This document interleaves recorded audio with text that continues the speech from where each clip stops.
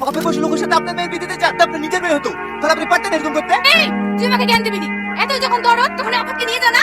আপনার কাছে আপদ হতে পারে, আমার কাছে না। আমি আপনাকে কথা দিলাম, এক সপ্তাহের মধ্যে বিয়ে করে নিয়ে যাবো। মা, মা, কি হলো বাবু? তুমি তো ভালো করেই জানো আমি সালমাকে অনেক ভালোবাসি। আমি ওর মাকে কথা দিয়েছি আমি এক সপ্তাহের মধ্যে ওকে বিয়ে করবো। তুমি আমাকে ভালো করে ফোনে বুঝি বলো না। এটা খুব ভালো কথা, তুই এসব নিয়ে চিন্তা করিস নি। আমি তোর আব্বাকে বুঝি বলবো, বনাথের সাথে তোর বিয়ে দেবো। আমি ওখানে তোর বিয়ে দেবো না।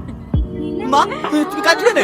কি হয়েছে? বাবুরে, তোর আব্বা ছাদ থেকে পড়ে মাথা পিঠ সব ভেঙে গেছে। তোর আব্বাকে দেখার মতো কেউ নাই। তাড়াতাড়ি ব্যাঙ্গালোরে যা মধুরে। ঠিক আছে, আমি আজকে যাবো।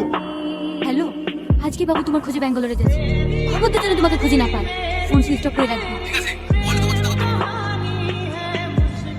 ওরা করে ডাকলে আর তোমার মুখটা এত শুকনো লাগছে কেন? কি হয়েছে গো? আমার অবস্থা খুবই খারাপ, ব্যাঙ্গালোর কাজ করতে গিয়ে ছাদ থেকে পড়ে গেছি। আমাকে আজকে ব্যাঙ্গালোর যেতে হবে। কি চলে যাবো বলে তোমাকে বলতে আসলাম। তুমি যে মায়ের সামনে